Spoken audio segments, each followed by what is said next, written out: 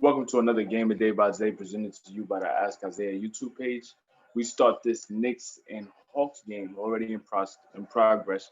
3 minutes and 30 seconds left in the first. Both teams going back and forth so far. Very low scoring first quarter so far.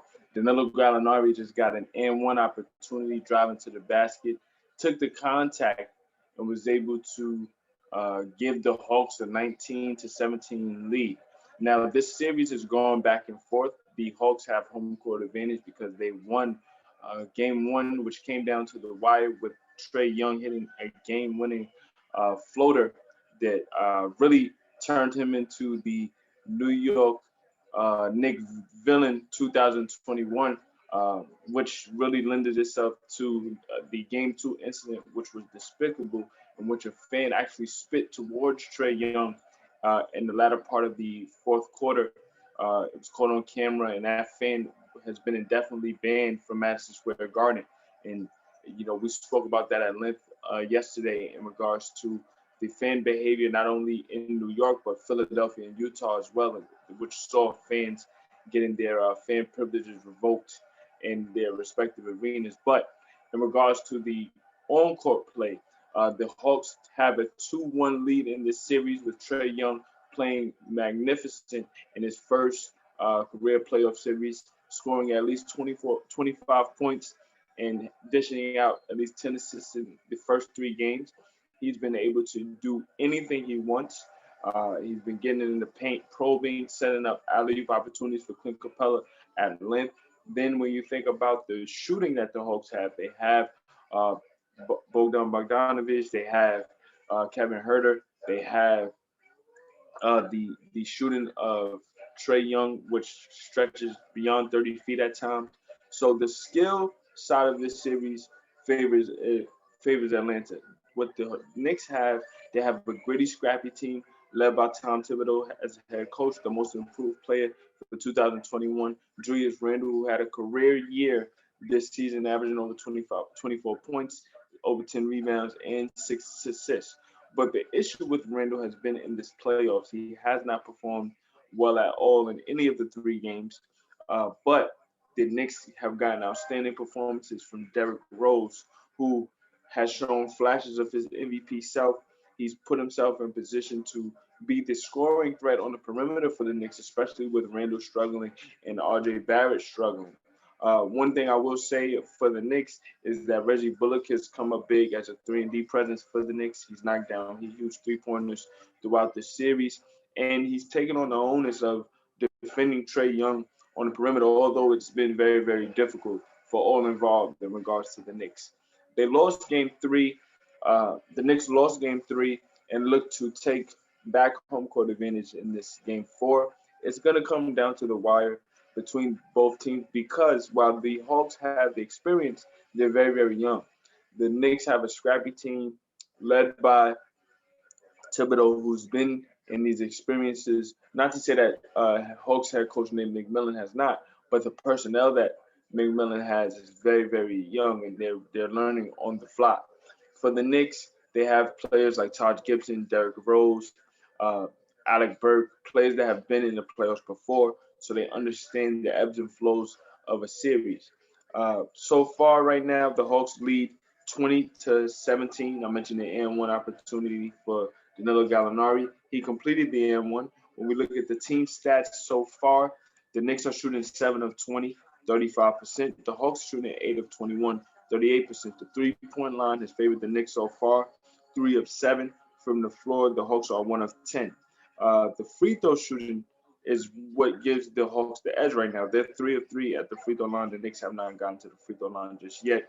The rebounding edge is outrageous right now. The Hawks have 17 rebounds compared to the Knicks 6. So because of that, now the Knicks will probably have to probably lock in more and get a lot bigger. Their big man rotation right now has been Nerlens Noel, Todd Gibson, and Obi Toppin has provided some quality minutes as well over the last couple of games. The fouls right now, the Knicks have 3 team fouls compared to the Hawks 14 fouls. The largest lead of the game for the Hawks has been 4, while the largest lead for the Knicks has been 3. So both teams understand the magnitude of this game, If the Hawks win this game here at home, they take a stranglehold on the series. If the Knicks win this game 4, then they will take back home court advantage, go to back to New York with the 3-2, pardon me, with a 2-2 lead, with a 2-2 tie, excuse me, with an opportunity to take a 3-2 lead in front of their home fans. So let's see what happens. We're out of the timeout. Knicks trail by 3. Julius Randle takes a double team from Gallinari and Lou Williams. RJ Barrett with the shot clock winding down to 5. RJ Barrett with a much needed basket. He's been struggling in his first playoff series as well. He gets the floater to fall, so Hawks lead by 1. Herter tried to set up an alley oop, but it skies a bit too high. Knicks able to get that opportunity and run. RJ Barrett drives and kicks to Alec Burke.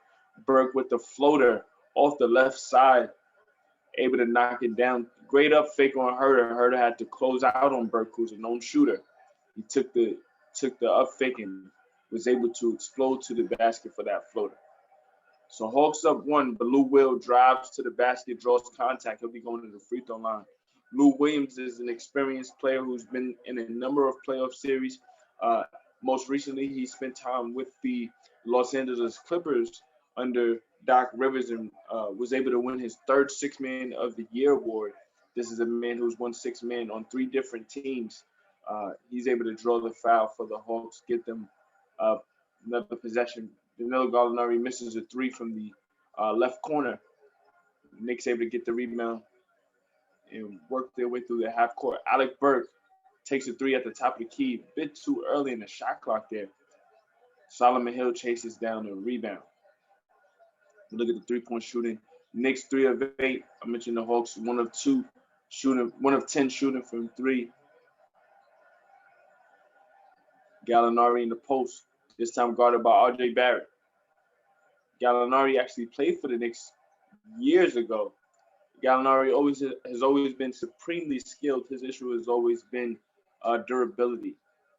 His injuries have plagued him on every team he's been on, but he's still supremely skilled. He knocks in that fadeaway jumper over RJ. RJ comes right back, very, very aggressive. Draws a foul. As we look at this replay, Gallinari on the left block, taking the bumps from RJ. RJ very, very strong. He has a good frame, which assists him defensively. He's a very solid defensive player for a young player in the league. But Gallinari just too skilled. Took the contact, was able to fade away off one leg and knock it in. RJ comes right back though, knocks in the first free throw. I mentioned RJ Barrett's struggles so far in this series. This is a guy who has taken on a brunt of criticism, considering the fact that he's been a top 3 pick in the 2019 NBA draft. He's been able to very much round out his game, especially under Tom Thibodeau. Last year was a bit of a struggle, but he's coming to his own this season, averaging just under 18 points per game. In the playoffs, only averaging 11, but he has an opportunity to step up big, and he's doing it right now.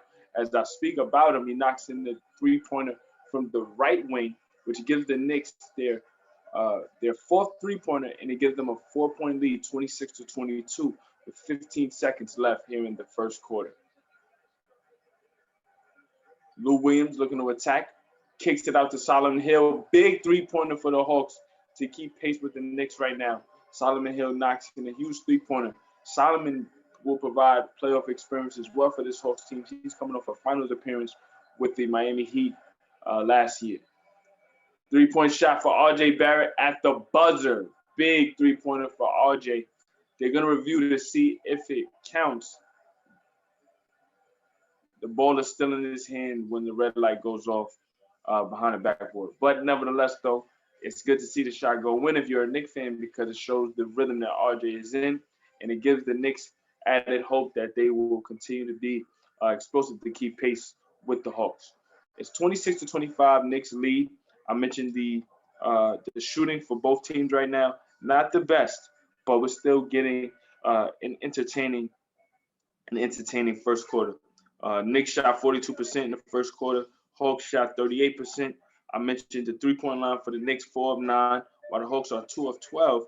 But the free throw line for the Hawks, 3 of 3 from the free throw line. Knicks 2 of 2. We'll see how this second quarter and beyond goes. We'll be back to cover it. This is a Game of Day by Zay, presented to you by the Ask Isaiah YouTube page. Stay tuned for more. Welcome back as the Knicks lead Atlanta 26-25 to start this second quarter. The Knicks have gotten outstanding performances from Derrick Rose already here in his first quarter. I mentioned Rose outstanding performance so far in these playoffs. Rose 4 or 5 from the floor, 10 points already. One of the things that has helped the Knicks offensively has been Julius Randle, who played the entire first quarter, had 7 points, 3 of 9 from the floor, 3 rebounds, 2 assists. One of the things that hasn't been spoken about so far is the fact that this is Julius Randle's first playoff appearance in his entire career. Despite being in the NBA for 7 years, uh, he hasn't 7 years across 3 different teams. He had never been in the playoffs, so this is really his first playoff exposure. And while he's averaging 14.5 points per game, shooting just 24%, the pressure of the playoffs, especially being a go-to guy for this Knicks team, is definitely something that he's had to grow through. And I think that knowing what he experienced last year, being the franchise guy for the Knicks, he struggled mightily last year. He took it on the chin, came back, and became the most improved player in the NBA this year. And he potentially will be an All NBA performer. So knowing how he was able to grow through last year, this experience will not go wasted. The Knicks come into the second quarter very, very aggressive as Obi Toppin is able to score, giving them a 5-point lead. Kevin Herter looking to knock in a three. He misses it, rebounded by Nerlens Noel. One of the unsung heroes of this series so far, if you're the Knicks, has to be Nerlens Noel. Nerlens has battled through ankle injury, but it hasn't stopped him from playing. Last game in Game 3, he was questionable to play, played virtually, the majority of the game, and was able to still be a defensive presence, still be aggressive. He got to the free throw line 9 times, knocked it down. So much respect to Nerlens. The Hawks come back, though, get a big three-point shot from Bogdanovich in the left corner as the threes still have not fallen with consistency for the Hawks, but timely threes have kept them in this game. Quickly for the Knicks, rookie out of Kentucky, misses a three from the left wing. He's not gun shy at all, despite being just a rookie. This is good playoff experience for him. He misses a three, and Danilo Gallinari comes back for the Hawks and knocks in a three. So 2 consecutive threes for the Hawks have given them a 1-point lead, 31-30. Derrick Rose looking to drive and kick. He gets it to Alec Burke. Burke drives and tries to dump it off to Nerlens Noel. It's deflected. Danilo Gallinari gets the steal, looks to stop and pop, thought about a three instead, kicks it across to Lou Williams. Lou Williams drives and kicks it to Kevin Herter, and 3 straight threes for the Hawks gives them a 4-point lead. 9-0 run for the Hawks has given them a 4-point lead. The Hawks fans have stood up, giving their team the ultimate applause. This is the type of environment that Trae Young and the Hawks want their young team to experience to propel them to the NBA's elite, and they're standing up under the pressure. Right now, the Knicks have to call a timeout to stem the momentum. 34-30, Hawks lead the Knicks. Stay tuned for more. This is a Game of Day by Zay, presented to you by the Ask Isaiah YouTube page. Welcome back. 9:19 left in the first half. Hawks lead the Knicks 34-30. Knicks with possession, but they have to figure out how to stop the Hawks from their three-point barrage. They started the game 1 of 11 from 3, since then 4 of 5. Derrick Rose, great up fake and floater. Derrick Rose still shows those flashes of the player that was the youngest player ever to win MVP. So far, 14 points, 5 of 7 from the field.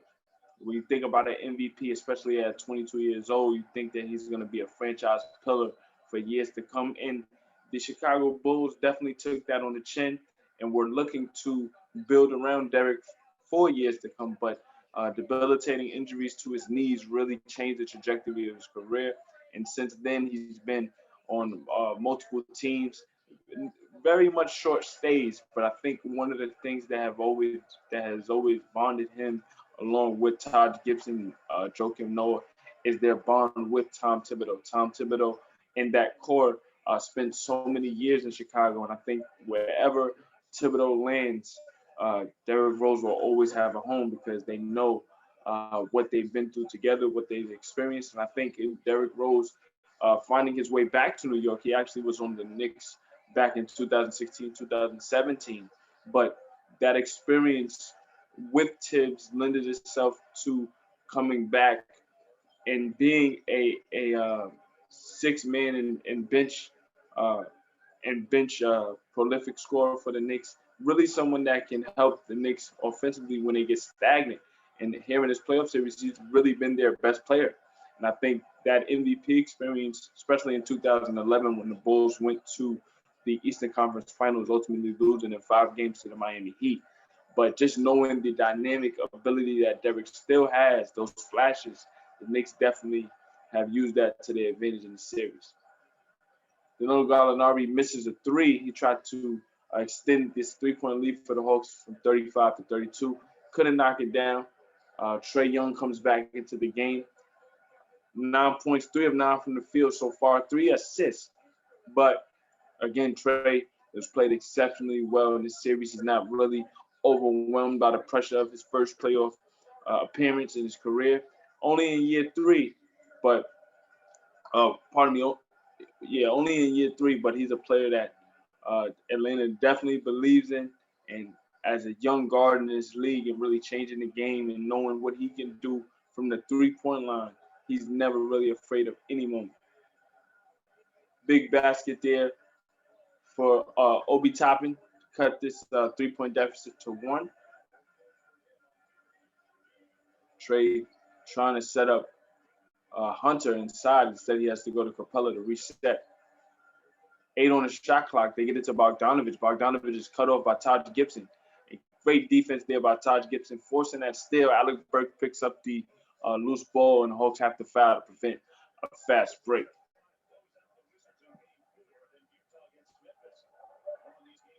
Clint Capella, who goes to the bench, has been very, very dominant, especially in the paint in this series. He's been rebounding all series at a high clip. I mean, all season at a high clip, leading the league in rebounds. But one of the things that works really, really well for him in this Hawks offense is that he's back to his pick and roll lob threat option that he really ran really, really well with James Harden and the Rockets prior to being traded. And I think Trae Young just fits into that mold of a player that can break down the defense, get inside, and create easy opportunities for Capella. And that feeds his energy as a lob threat, and then as a rebounder, he attacks the offensive glass ad nauseum and just really, really creates multiple opportunities for this Hawks team. Knicks lead by 1, 36-35. Trae Young with the basketball, guarded by Derrick Rose. Young drives and kicks out to Hunter. They work it around the perimeter. John Collins thought about a 3. He attacks off the dribble, draws contact, and they'll go to the free throw line for 2. He probably could have made that layup there, but he'll go to the free throw line for 2. Collins has had an up and down series. Game 1, he performed really, really well. He was able to get in the paint, as I said, not only with Capella, but he's a lob threat and a really, really strong asset inside for Trae Young. But in Game 2, he got in foul trouble early, and it prevented him from really getting in rhythm. He had no points. In Game 2, he came back. Game 3, he came back, performed in front of the home crowd, and you see now here in this series, averaging 9 points per game, but really that has to do with him struggling in Game 2, having 0. In Game 3, he had 14 points. He was 6 of 11 from the floor. They were able to win. In Game 1, he had 12 points, 5 of 9 from the floor, 2 of 4 from 3. So I think the three-point line for him is something that he can use, but I think if he uses it too much at times, it can take away from him being an inside asset for Trey. Reggie Bullock actually draws a foul on Trey Young. Trey Young wants them to review it. It looks as if Reggie Bullock ran into Taj Gibson. Head coach Nate McMillan errs on the side of caution and doesn't want to waste the challenge there. Knowing this series, it'll probably come down to the wire, and he wants to keep that in his back pocket. Hawks up one. Young guarded by Reggie Bullock. He goes to DeAndre Hunter. Hunter almost knocked in the mid-range. It hit every part of the rim, hit the backboard, and then came off. Alec Burke with the rebound. Burke attacks. He'll be getting the basket. The New York Knicks contingency is here in Atlanta in droves. Trey Young comes right back and one. Big basket for the Hawks as Trey looks to respond, gives the Hawks back their 1-point lead. And this fan engagement here in this game 4 and really game 3 as well is why you want to see the best and the best of the best from the fans. Fan engagement, especially during playoff time, definitely brings out the absolute best. Last year, the bubble experience was something much needed to salvage the season, and any basketball fan is grateful for that. But you still want to have the ebbs and flows of the fans and how they could affect the outcome of a game, just from the fact that, momentum shifts are very, very important. And when Trey Young completes the and one, Hawks go up by 2, and then we got an offensive foul against the Knicks, a moving screen. So now Trey Young with the basketball. 5 minutes left here in the first half. Low scoring first half, 40-38. It's going back and forth. Both teams know the magnitude of this game. Trey Young hits a long three-point shot from the left wing, almost 25 feet. Taj Gibson tried to get out there but couldn't close out in time, which gives the Hawks a 5-point lead. The three-point line here in the second quarter has been the elixir for the Knicks right now. For the Hawks right now. They can't seem to stop the Hawks from three. The three-point line, the Hawks 6 of 18, but they've hit 5 here in the second quarter. Goaltend for the Knicks. 43-40, Hawks lead the Knicks. Trey Young takes another long three, this time from the right wing.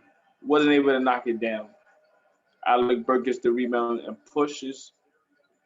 Taj Gibson takes the screen. Burke off the dribble, tries to attack Clint Capella, couldn't finish. Rebounded by John Collins. Trey Young looking to push. Crossover dribble on Bullock. Trying to work the baseline, finds Capella inside. Capella takes contact, couldn't get a dunk, but he tried to get the layup at the basket. Fouled by Taj Gibson, so he'll go to the free throw line for 2. So Trey Young picking up his offense here in the second quarter. The Hawks as a whole, very, very aggressive in how they're trying to attack. The Knicks are keeping pace, though. Capella's first free throw is good. Historically, Capella, not the best free throw shooter. But, again, his presence for the Hawks cannot go overstated, especially as a lob threat, someone who's always going to attack the offensive glass, even when he doesn't get shot opportunities. And one of the things that he's gotten back to, especially with the Hawks, is defensively he's looking to block more shots. There was a time in Houston where he wasn't necessarily the same threat he was to start his career, but I think now he's more engaged and very, very motivated to be that defensive presence inside. Taj Gibson goes right at him, though. Pick and roll with Julius Randle worked to perfection as Taj was able to take contact from Capella and finish inside. So it's a 1-point game, 43-42, Hawks lead. Bogdanovich takes the trap from Derrick Rose and Taj Gibson, goes to Capella. Great defense from Taj Gibson on the strip. R.J. Barrett looking to attack. Straight at Bogdanovich, gets the finish, and it's a 1-point lead for the Knicks. Back and forth we go. This is a seesaw game.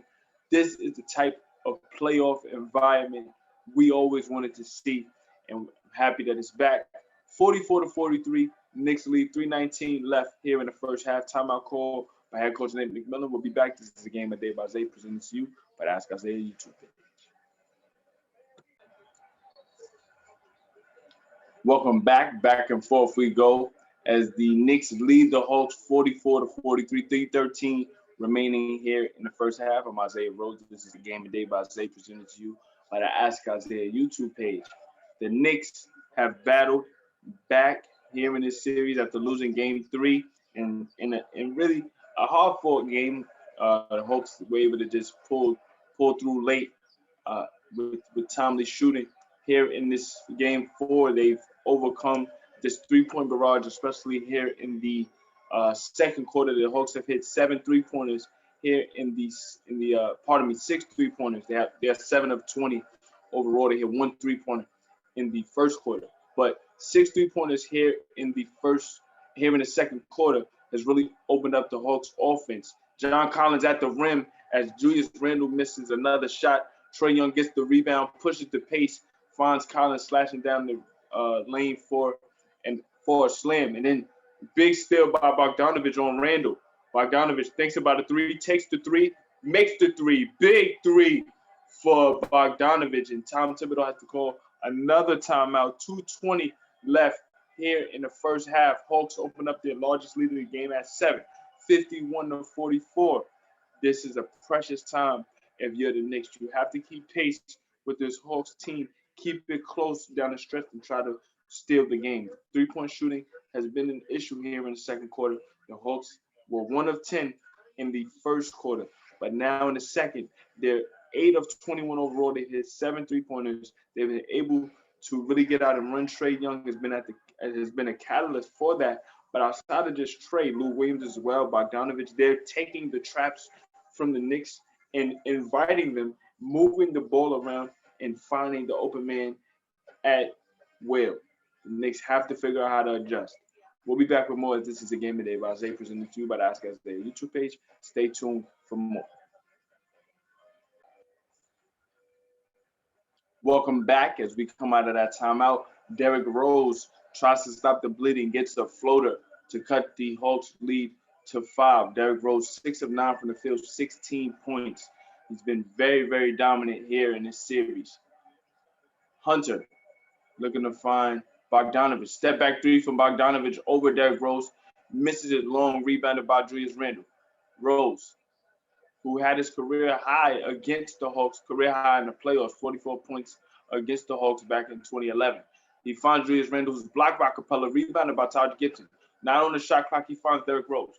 Rose takes the trap from the Hawks, goes to Taj Gibson, kicks out to Randle. 3 on the shot clock. Randle has to get a shot off. Trae falls for the pump fake and fouls Julius Randle. Very bad foul for Young, considering the fact that Randle's been shooting horribly all series, and he hasn't been able to knock down the 3.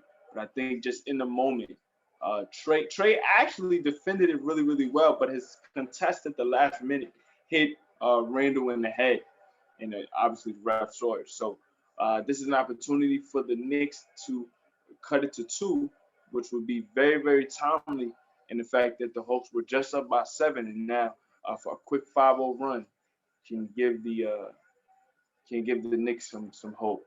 Right now, though, I just want to say, as close as this game is, the Knicks could definitely be up by more.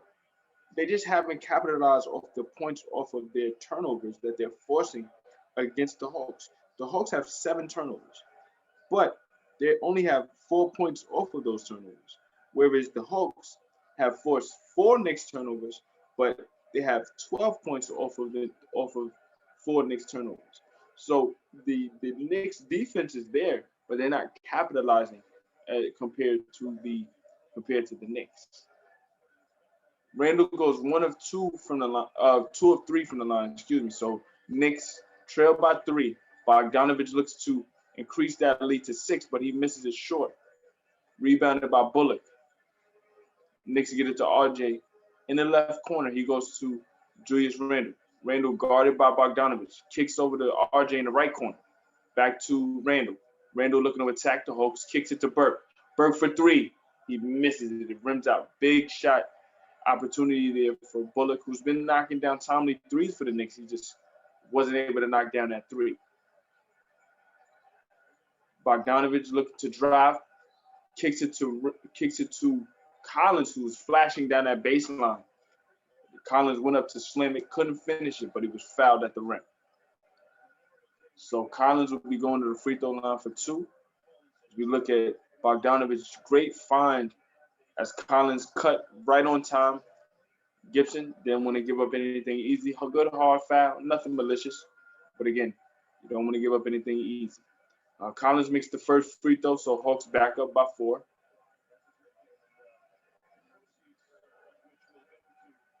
Collins tonight 3 of 6 from the floor, 5 rebounds, and now has 11 points as he makes both free throws. So it's a 5-point game, 37 seconds left.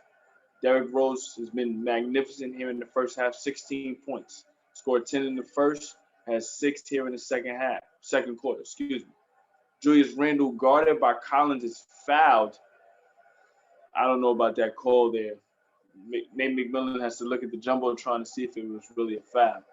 I don't believe it was a foul.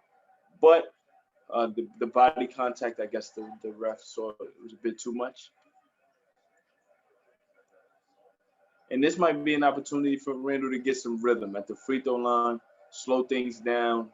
Once you see the ball go into the basket a couple of times, that'll give you some confidence. First free throw, no good. So even at the free throw line, Randle's struggling at the wrong time. But coming into the game, Frank Ntilikina and Nerlens Noel for this final 25 seconds. This is definitely a defensive possession, as this could potentially be the last possession of the half.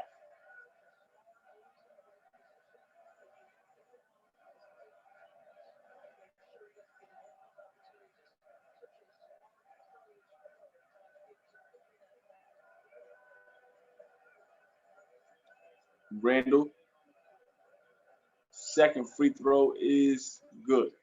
So it's a 4-point game. Hawks with possession. 23 seconds left. Hawks came into the quarter trailing by 1. They've outscored the Knicks by 5 here in the quarter, mostly behind the 3-point line. 7 seconds left. Hunter for 3. It rims out. Rebounded by Randle. 3 seconds left. Can the Knicks get a shot off? They will. RJ for 3. He misses it long. Tough miss there by RJ.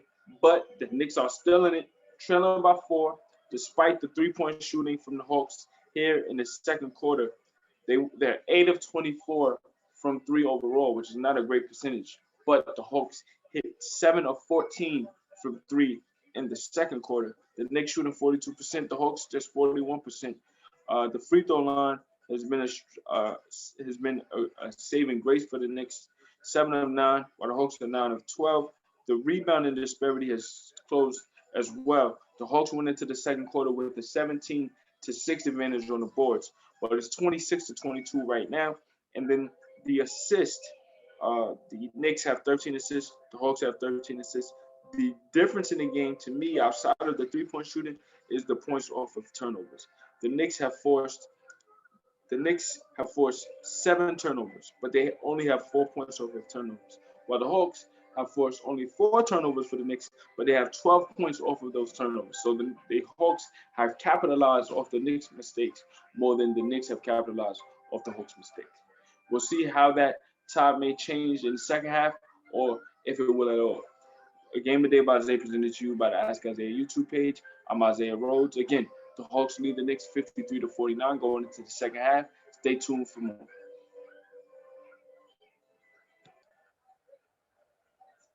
Welcome back as we start the second half of the Hawks versus Knicks game 4.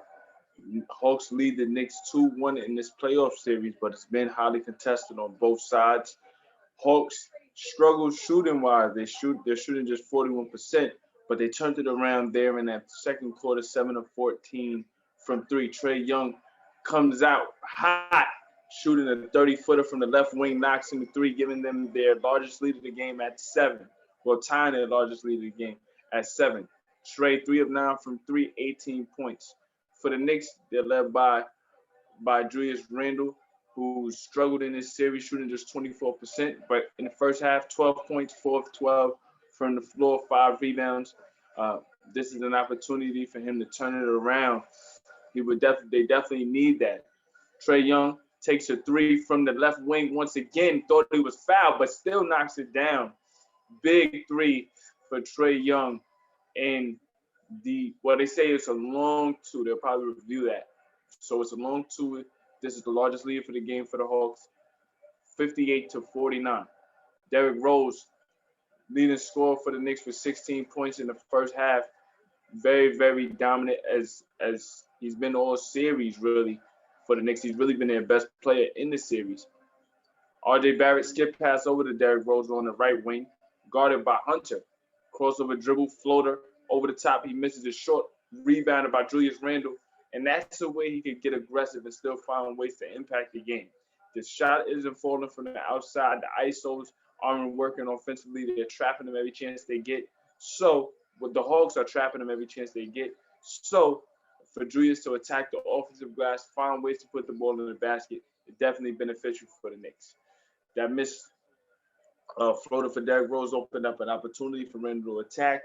He took it, finished strong, and the Knicks now trail the Hawks by 7, 58-51. Right now, especially with the outside shooting starting to click for the Hawks, the Knicks have to find every way that they can to try to stay close to this Hawks team. You don't want the Hawks getting a large lead, especially with your struggles offensively in terms of getting clean shots. Hunter, crossover over the outstretched arms of R.J. Barrett, able to knock that down. Derrick Rose, guarded by Bogdanovich. Derrick Rose, taking a trap from Hunter and Bogdanovich. He goes out to Julius Randle. 6 on the clock. Randle for 3. He misses it short. Trae Young gets it ahead to Bogdanovich for 3. In one motion, he misses it. Rebounded by Randle. Randle looking to push the pace. Cut off by Collins, looking for Derrick Rose. Rose wasn't quite ready for that pass. Stolen by Bogdanovich. Pass to Hunter. Hunter takes contact. The basket is good. Tough turnover there by Randle when the Knicks, right when they get the stop, looking to push the pace. Randle looking for Rose, turns into a steal. And that's what I was talking about in terms of the Hawks taking advantage of the Knicks turnovers as opposed to the Knicks taking advantage of the Hawks turnovers. The Knicks have actually forced more turnovers against the Hawks than the Hawks have against the Knicks. But when the Knicks do turn it over, the Hawks have cashed in. And now they have 15 points off of Knicks turnovers as opposed to just 4 for the Knicks forcing 7 turnovers. Randle attacking Hunter in the pick and roll, draws a foul on Hunter. Knicks trail by 12.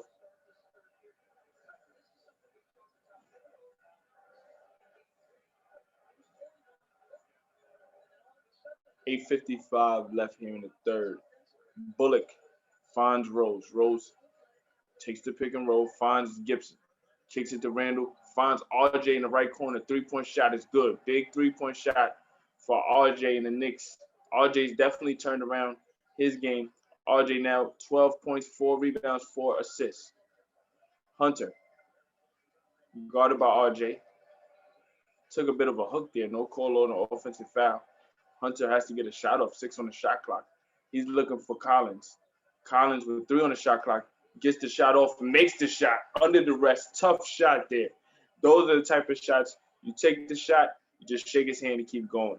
Unfortunately, for the Knicks, it didn't work out to their advantage. Collins now with 13 points, 4 of 7 from the floor. Derrick Rose almost had a backcourt violation, saves it, gets it to Randle. 10 on the shot clock, though. 8 on the shot clock, 1-on-1. DeAndre Hunter playing great defense against Randle. It's called for a travel. We look at this defense on this last shot by Collins. Shot clock winding down. He gets the shot off with 2 seconds left. Is able to knock it down. Bogdanovich takes the screen from Capella invites the trap from Rose and Gibson. Hawks work it back around to Collins in the right corner. Three-point shot is good. And now the Hawks take a 14-point lead. The three-point barrage is on and well here in Atlanta. That first quarter was an anomaly in regards to how they missed open shots. The open shots were there in the first quarter, but they still shot 1 of 10 from 3. Since then, they have made 9 3-pointers and have really opened up this game. A 4-point lead, a 14-point lead, calls for a timeout. Tom Thibodeau will be back with more. This is a Game of Day by Zay presented to you by the Ask Isaiah YouTube page. Stay tuned for more. Welcome back as the Hawks have taken their largest lead of the game at 14, 68-54.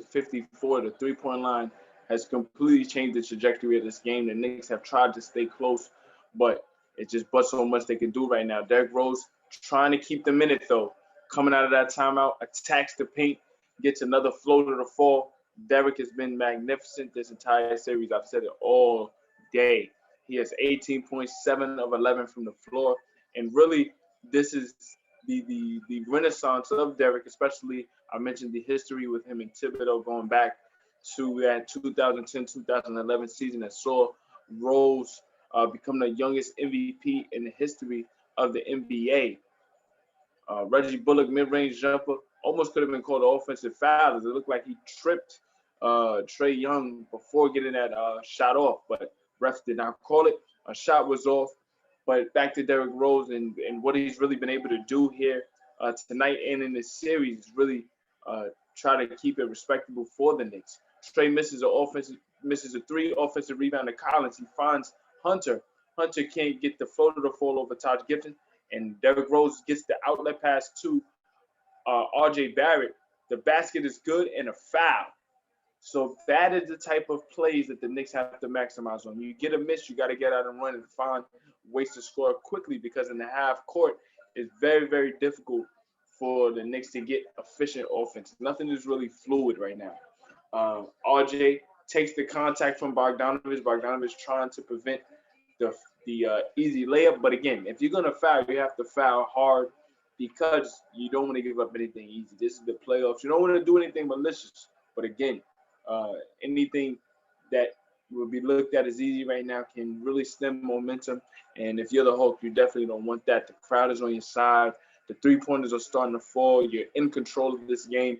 6 minutes to play here in the third. 9-point game, 68-59. Knicks trap DeAndre Hunter. Another steal. Opportunity for the Knicks for another easy basket and a travel by Bullock. Reggie Bullock was a bit ahead of himself there. He wanted to pass to RJ, but went up to look like he was trying to score, and he got caught in between trying to score and passing at the same time. And he was called for the travel. He went up, then he went up trying to fake Trae Young, but in return faked out himself. Unfortunate play there, but that was an opportunity to get a quick basket. He would have cut the deficit from 14 to 7 very quickly. Points off turnovers have not been the Knicks' friend. They forced more turnovers but haven't scored, as opposed to the Hawks capitalizing off the Knicks' turnovers. Trae, 3. He misses it. Rebounded by R.J. Barrett. Can the Knicks get early offense here? R.J. looking to push. Hawks get back. Randall, thought about a 3, attacks. Tries to kick it. Instead goes to Taj Gibson. Gibson scores. And that is a way for Randall to get things going offensively. Although he's not scoring, he's as a facilitator, he can be a threat. 7-0 run for the Knicks over the last 2 minutes. 68-61, Knicks lead the Hawks.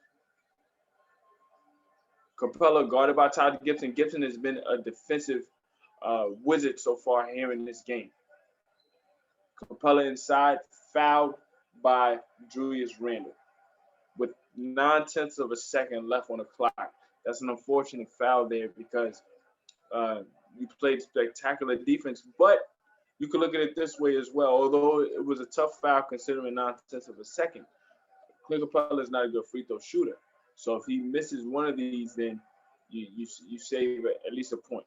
Capella makes the first, but mentioning Taj Gibson's defense. He has 1 block, 3 steals. He has 3 rebounds, but he's definitely influenced multiple shots at the rim that the Hawks would have been or would have made easy if Taj wasn't there. Capella makes both free throws, so in the end that was a bad foul. 70-61 Hawks lead, but the Knicks are making a run. Derrick Rose looking to attack, working his way to the left. Great defense there by Bogdanovich, rebounded by Capella. He gets it to Kevin Huerter. Bogdanovich guarded by Gibson. 15 on the shot clock on the right wing. Crossover dribble working his way to the middle.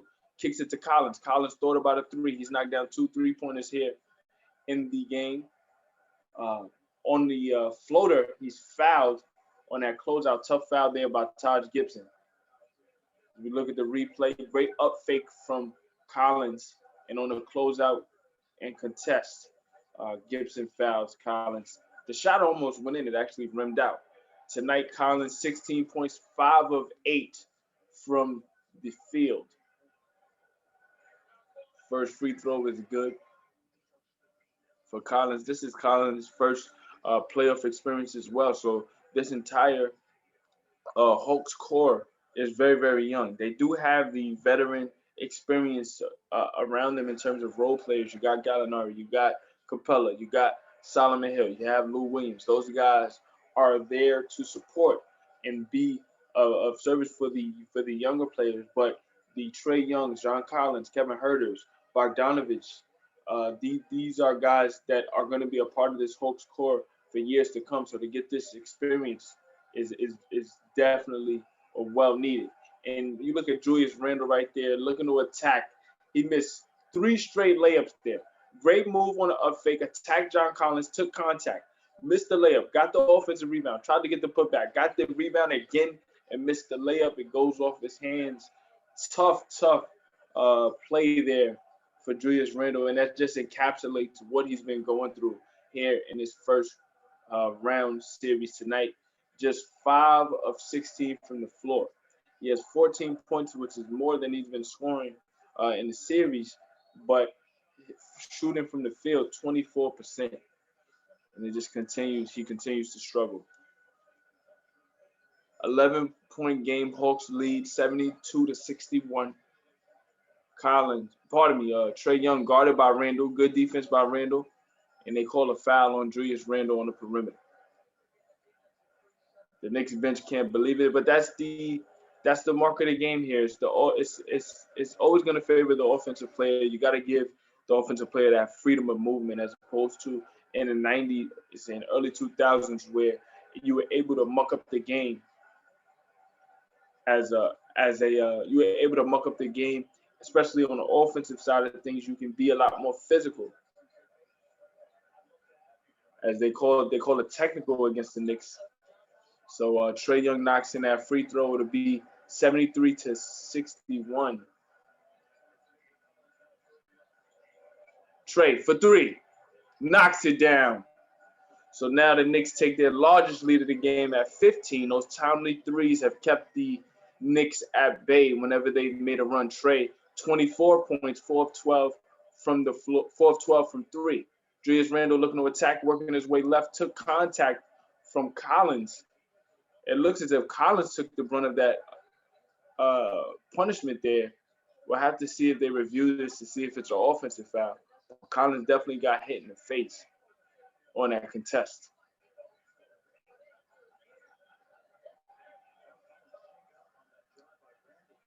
And Collins is bleeding. He took a shot to the nose there. They'll probably have to review to see if this will be an offensive foul. We'll be back with more. 3:56 remaining. Hawks lead the Knicks 76-61. Hawks lead the Knicks 2-1 in this playoff series, looking to take a controlling 3-1 lead. Stay tuned for more. Welcome back.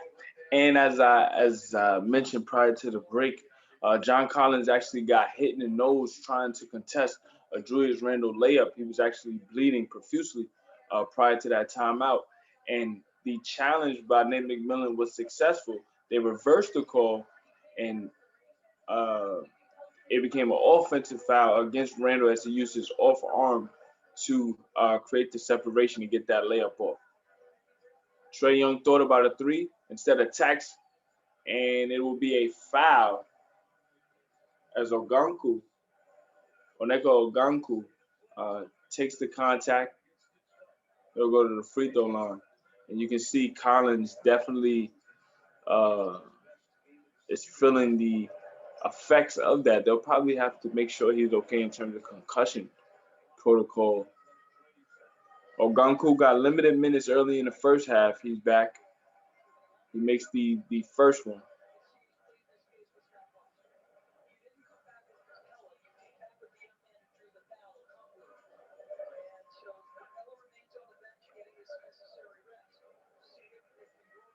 Oganku makes the first. Second free throw is good.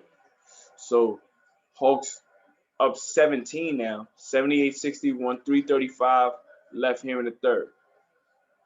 RJ Barrett had a solid first half. He's actually tried to be much more aggressive tonight or this afternoon.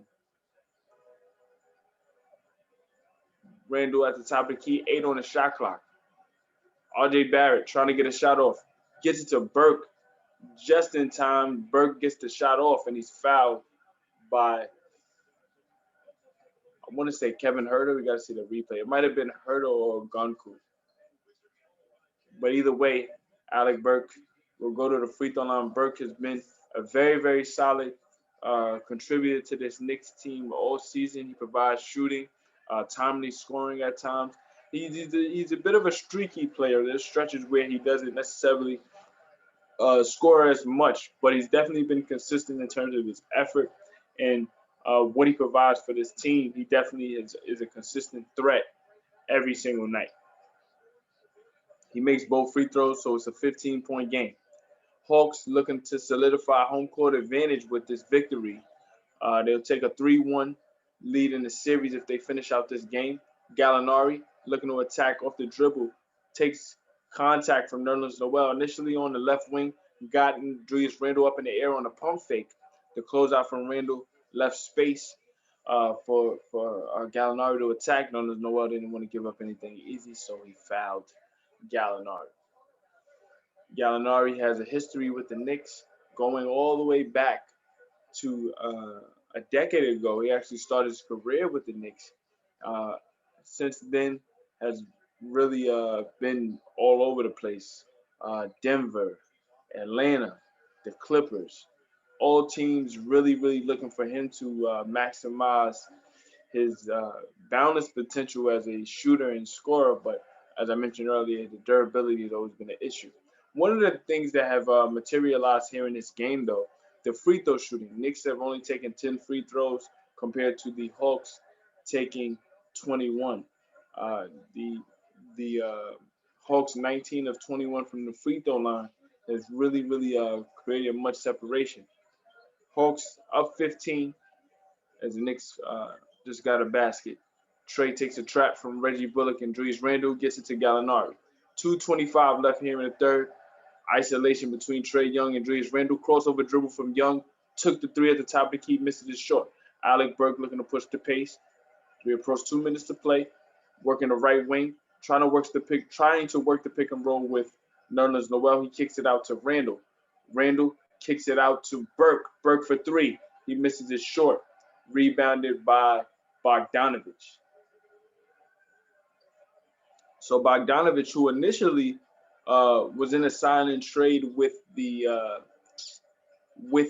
Bucks from the Sacramento Kings, he didn't agree to that deal and actually fought his way out of that and signed with the Hawks. And that particular signing works to the Hawks' advantage very well, considering the type of personnel that they have and the shooting that they're trying to build with Trae Young. The initial shot for the Knicks wasn't able to fall, but the offensive rebound by Julius Randle sets up an opportunity for Burke to knock down a three to cut the deficit to 12. Timely basket there for the Knicks to keep it within striking distance. Reggie Bullock, as I mentioned earlier, has taken on the responsibility to guard Trae. Trae gets the pick and roll, and Isolates Julius Randle at the top. Draws and kicks to Bogdanovich. Left wing three is good. Big time three for Bogdanovich to get those points back, getting the lead back up to 15. Under a minute to play here in the third. Bogdanovich with 9 points, 3 of 7 from three. RJ Barrett, top of the key. Julius Randle takes the three, makes the three. Big three there by Julius Randle. He needed that in the worst way.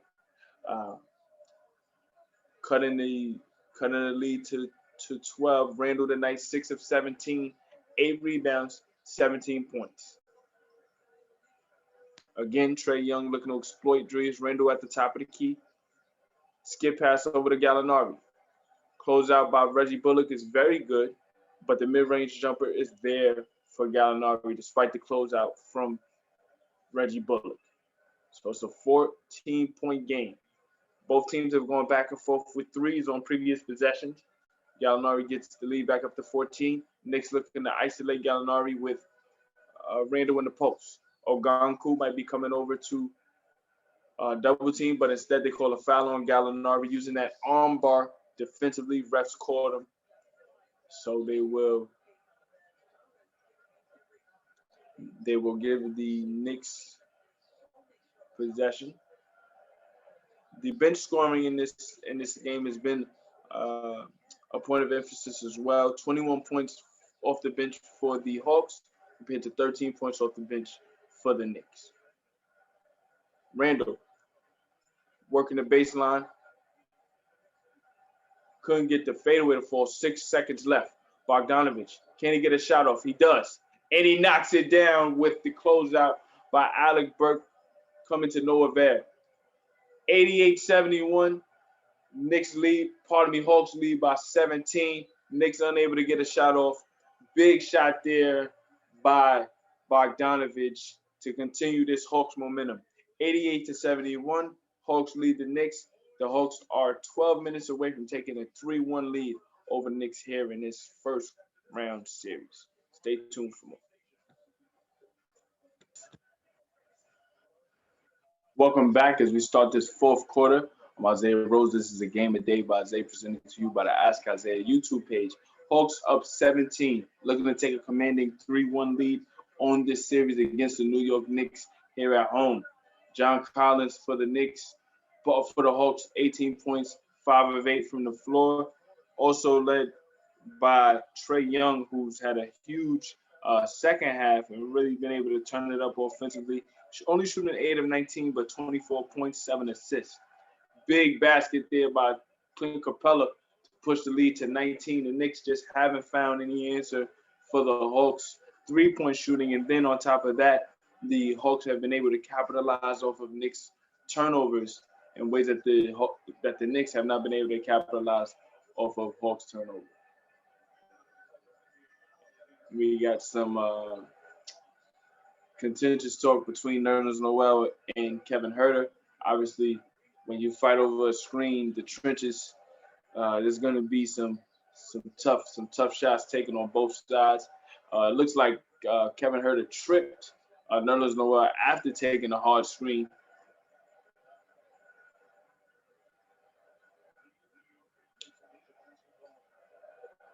And Scott Foster is coming over to talk with his referee crew. We got a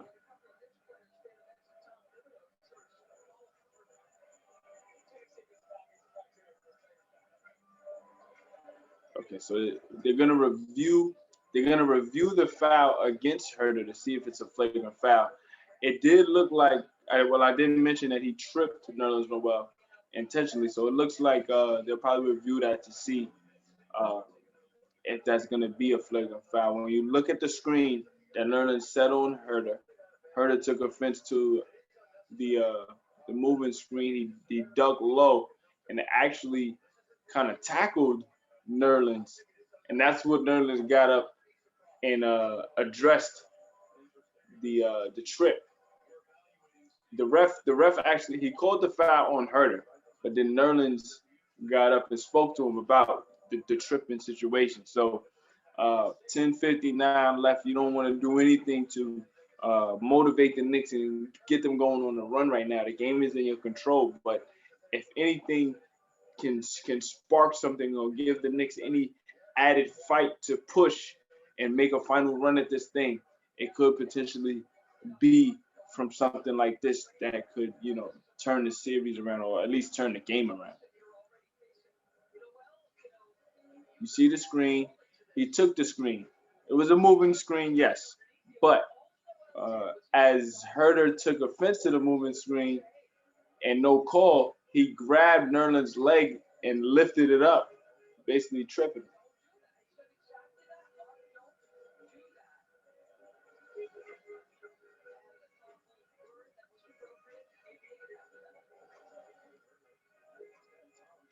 So referees still reviewing, and that's the thing about reviewing plays and things like that. It kills the flow of the game. But you got to get it right. Eventually, they will come down with the call. But if you're the Hawks, you want the flow. You want the crowd involved. You want to get that crowd behind you to build that momentum up.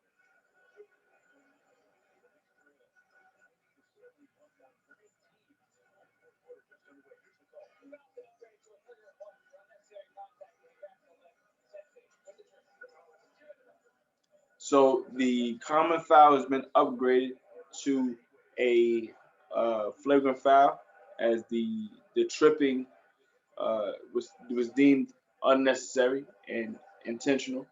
So Nerlens Noel will go to the free throw line for two, and I will give the Knicks possession also. So like I said, anything that can kind of shift the game you want to use to your advantage. If you're Tom Thibodeau, these are two free throws and the ball. Nerlens misses the first, but the opportunity to make the free throws. You see John Collins back on the bench.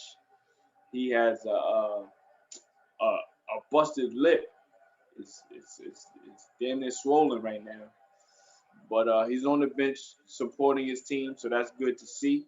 Uh, Nerlens goes one of two from the free throw line, but again, the Knicks get possession. So if the Knicks can hit a three here, they can get 4 points out of this possession.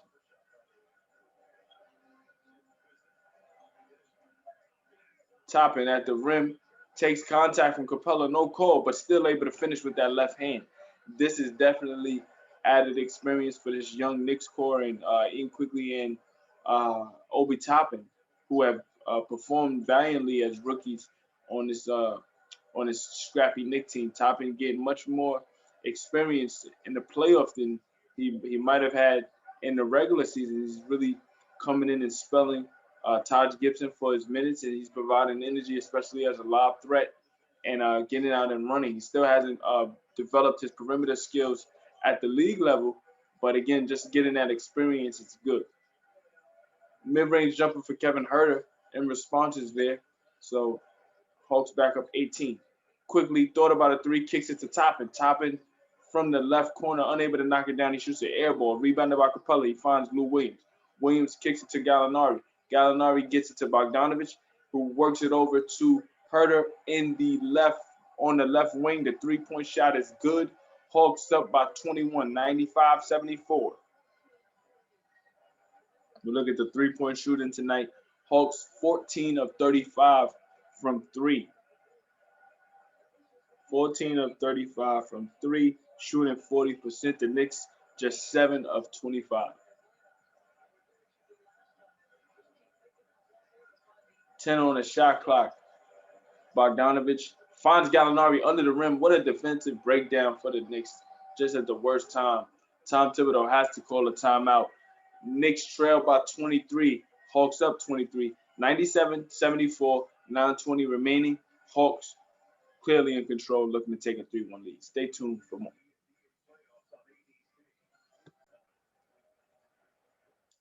Welcome back. 9 minutes to play here in the fourth.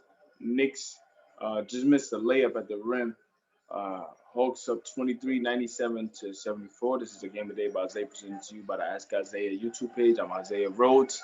And the Hawks lead the Knicks 2-1 in the playoff series. This first round opportunity to really solidify their season. They definitely have had to overcome a lot considering the fact that they let go of Lloyd Pierce in the early months of the season. They went to interim coach Nate McMillan, who actually has a lot of experience going back to the Seattle SuperSonics. He also coached Dini and the Pacers to the playoffs as well. So this is a coach who definitely has had experience in coaching tough teams that battle. Uh, he didn't really expect to be stepping up into this position, but he's perfectly suited for this young team, this young, hungry team, and a core that is trying to establish themselves, especially in Trey Young's image as the franchise player. He's performed exceptionally well, and in year three, he's finally getting a taste of playoff basketball. And in other ways, this is the perfect matchup for this Hawks team to build their confidence. While this Knicks team is very very scrappy, they have veterans that want to battle. They're also very young in their own light. Julius Randle, this is his first playoff experience. R.J. Barrett, Ian Quigley, Obi Toppin. These guys are very young. The rest of the team is built around Julius Randle. Randle, as I mentioned, hadn't been to the playoffs. This is his first real experience as a franchise guy in the playoffs, and he's been struggling. So if you're the Hawks, you want to use your skill set and what works for you as a shooting team that likes to get out and run against a Knicks team that struggles to find offense at times very anemic. Uh, the struggles that we've seen from the Knicks throughout this season, despite being scrappy, despite battling, has come to fruition here in this series, and unfortunately, they're going to be going down 3-1. The one thing that they do have to their advantage is that they uh, will have Game 5 at home, and the crowd will will push them and try to motivate them to a space where they can try to bring the series back here to Atlanta and put the pressure on the Hawks, a young team that has not been in this position. Game 6 at home for a young team could bowl problems if they aren't shooting well. Collins makes both free throws. We'll see what happens. 101 to 76. Hawks in control. Julius Randle, who previously just got a dunk, goes right back at the Hawks, draws contact on DeAndre Hunter. He'll go to the free throw line for two. Just a quick recap of what's been going on. The Knicks shooting 39% from the field, 28% from three, 7 of 25 from three, 12 of 15 from the free throw line, 34 rebounds. That's really been an issue for them in terms of the Hawks out rebounding them all game. They did close the gap. The first quarter was 17-6. Since then, they closed it to 8. It's 42 to 34 right now on the boards. The assists is relatively even. Knicks 21, Hawks 22. The blocks, Knicks have 7 blocks compared to 4. The issues, though, is points off of turnovers. The Hawks have 20 points off of Knicks turnovers as opposed to the Knicks only having 4 points off of Hawks turnovers. Also, the three-point shooting has been a difference, but the points off of the bench has also been an advantage for the Hawks as well. Trey Young able to get an easy basket at the rim, score back up to, the lead back up to 25, 103 to 78. Burke guarded by Hunter, looking to find Randle. Obi Toppin, left corner three. He's been shooting that more frequently and still hasn't been able to knock it down. So I think that for him has to be a point of emphasis in the offseason, trying to work on his perimeter skills. He definitely is a rim runner, a lob threat, providing energy, but as a lottery pick for the Knicks, someone that has potential to be a franchise pillar, you have to figure out how to work on your game. John Collins trying to get a shot up prior to the shot clock violation, wasn't able to get the basket to fall.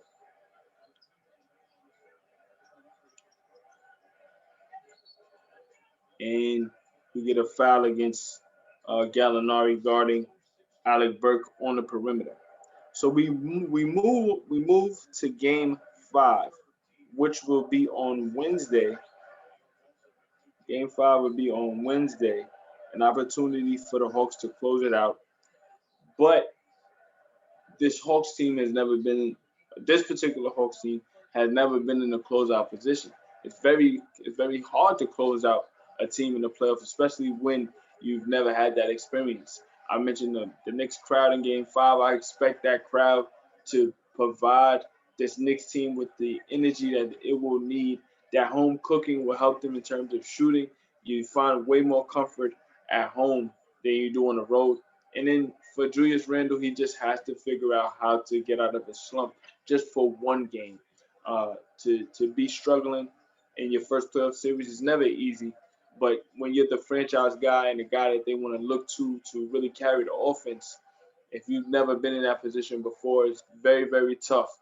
And right now he's really going through it, but he's going through it like all of these guys. R.J. Barrett in his first playoff experience as well, struggling in the series, but again, the home cooking from the Garden crowd should provide that jolt needed. The only thing is that again, when we're speaking about the style of both teams, offensively, shots come way more easier for the Hawks than they do for the Knicks. That's just the reality. What the Knicks have to do is continue to hang their hat on the defensive end and cash in on the turnovers that they force. Try to get to the free throw line, get easy points at the free throw line, which allows for you to establish your defense. Try to attack the boards on the offensive glass. This Knicks team will never be a great shooting team considering the personnel that they have. Even when they do get good shots, most of their shooters are very streaky. So you have to figure out what works for you and try to build towards that. Alec Burke knocks in the three, cutting the deficit to 22. But again, we gotta play to your strengths. You have the home crowd on your side for Game 5. Try to get out and run. Try to force turnovers and cash in on the turnovers that you do force. Trae Young takes the trap from Toppin and Reggie Bullock.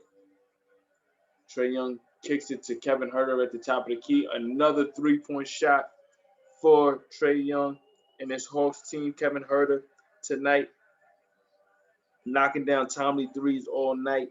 Herter has uh, 11 points, 4 of 7 from the floor, 3 of 5 from three. And as a team, 15 of 37 from three. So they definitely turned that corner. In that first quarter, they were 1 of 10 from three. Since then, they've knocked down 14 three-point shots.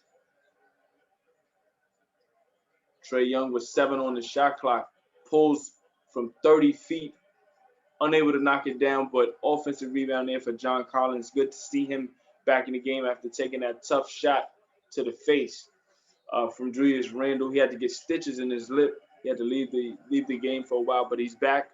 Trae Young tonight, 26 points, 9 of 21 from the floor. John Collins has had a breakout game. He's only coming into the game only averaging 8.7 points per game tonight.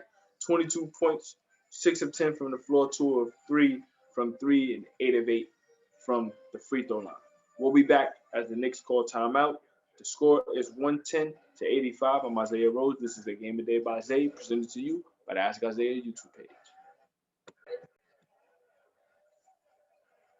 Welcome back. And as we come out of that timeout, you get a technical foul called against Reggie Bullock, as prior to the initial timeout, John Collins got a putback off of a Trae Young three off of the box out.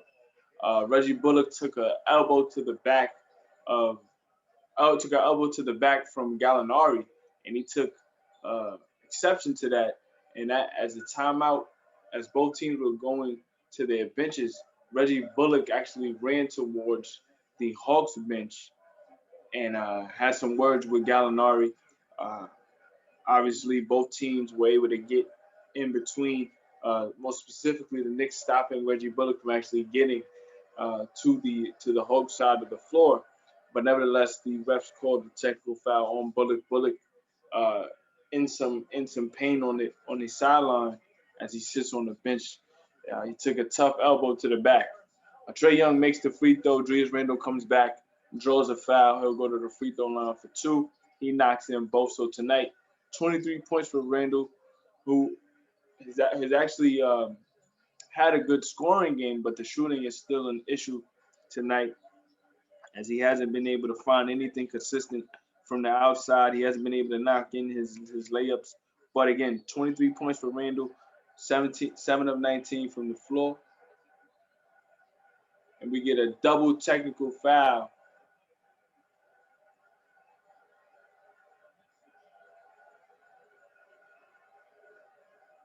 And this crowd is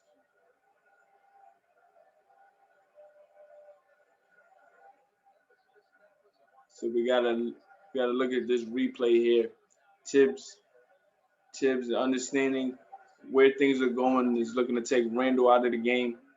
We see Gallinari being guarded by Randle, and Randle wanting to get some get back for Reggie Bullock pushes Gallinari as Gallinari looked to drive to the basket.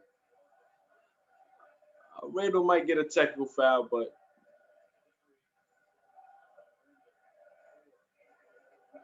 nothing malicious, just a regular foul.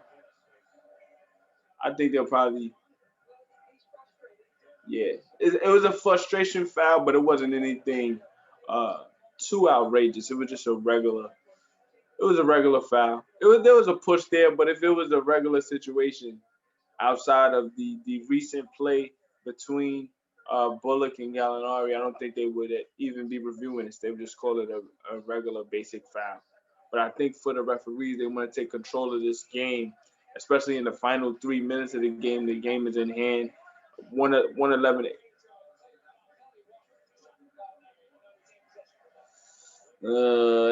That's tough. You don't want to get a flagrant there. So they call a flagrant on Randle. It's upgraded.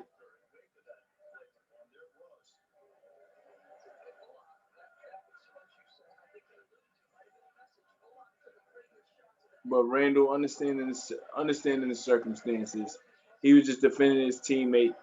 Took the foul. He'll go to the bench. That'll end his night. Gallinari will get 2 free throws. The Hawks will get the basketball.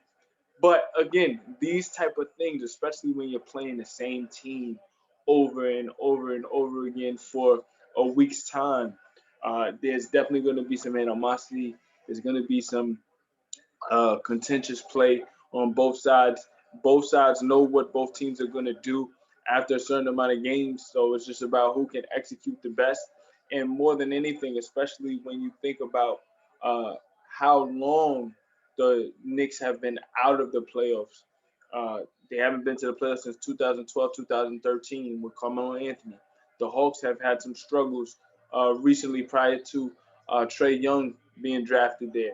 So both teams are hungry to prove themselves. When you get in the situation, uh, emotions arise and things might happen. I, but I will say, considering what the Hawks have had to go through this season, for them to have an opportunity to close out the Knicks on the road and win this playoff series, it would definitely be uh, um, it would definitely be something that they can build on going forward, especially with this young core. If you're a Knicks team, you exceeded all expectations. For them to be in a position to have home court with the scrappy personnel that they do have, this young team, nobody expected the Knicks to even be in the playoffs. For them to be the 4th seed, again, Tom Thibodeau deserves all kudos for this coaching effort that he put forth this season. But I think once you are the 4th seed and you do get home court advantage, the next year there's going to be so much expectations. And I think for the Knicks, they're going to be in a difficult spot because Julius Randle is going to want a max extension. Would you give Julius Randle the max extension, seeing how he played here in his playoffs? He did improve from year 1 to year 2 as a Knick. And on top of that, you have to take into account this is his first playoff series, so he's learning on the fly just like the rest of the team. Um, do you want to give him a supermax knowing you need so much more? This Knicks team needs a point guard. They need a consistent perimeter scorer. All those things being considered, do you lock Julius Randle up knowing that you won't have the money to do all those other things? Or do you say, Randle, listen, we're going to sign you to an extension, but we want to save some of that money to disperse in other areas to help build this team to be a true contender in the East. When you look at what the East has established over the last couple of years, you have the Milwaukee's, you have the Philadelphia's, you have the Brooklyn Nets, who are the favorite, especially with Kevin Durant, James Harden, and Kyrie Irving. When you have those teams, you need some firepower to be a true contender in the East. This Knicks team, while they are competitive, while they do have some potential to be a, a fighting force, a team that can make it difficult for those other teams, in true championship contention, they aren't there. So they need those other pieces to establish themselves going forward. That's where they are going into this offseason, and they have to make some tough decisions. Hawks, with under 2 minutes to play, lead 113 to 94. The Knicks have emptied out their bench. So have the Hawks.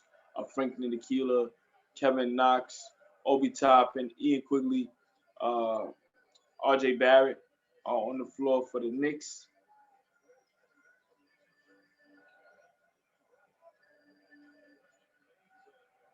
Barrett trying to get some cosmetic points here. Draws contact. He'll be going to the free throw line for an and one opportunity. Tough call there, but again, when you get to garbage time, 114 left, the game is out of hand. Uh, both teams just trying to get out of here as healthy as possible in preparation for that game 5, which will be Wednesday. So both teams will get about 2 days off. Two days off will give them time to prep. If you're the Knicks, knowing uh, what this series has been, it's really been a tale of styles. Styles make fights. The Hawks are the skill team. The Knicks are the scrappy team. The shooting woes for the Knicks have reared its ugly head. The inconsistency in terms of how they get their shots have also been an issue. So when you look at that, you have to figure out how to muck up the game, how to make things difficult for Trae Young.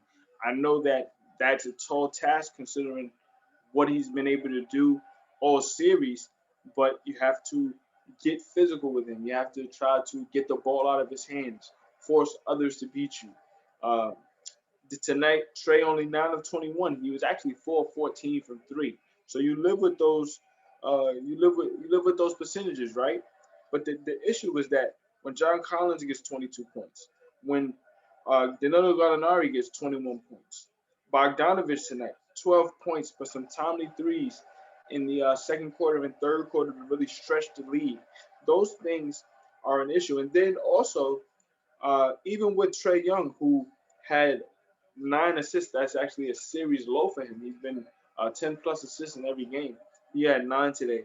They've gotten playmaking responsibilities from Bogdanovich. Bogdanovich tonight had an all around game, 12 points, 8 rebounds, 6 assists. You're finding other opportunities to play make for others, whereas you will want to eliminate that, but that just goes to show you the skill set I'm talking about in terms of the other players getting shots. Gallinari, 6 of 9 from the floor tonight. Kevin Herter, 4 of 7, 11 points, 3 of 5 from three.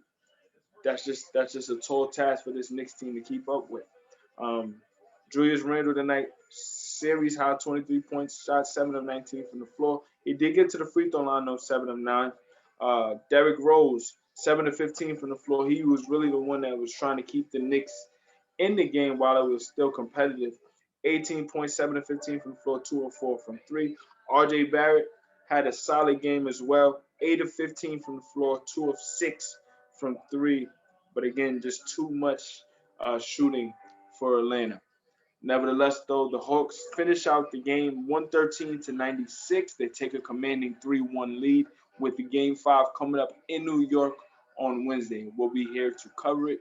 Thank you for tuning in. Thank you for listening. This is a Game of Day by Isaiah presented to you by the Ask Isaiah YouTube page.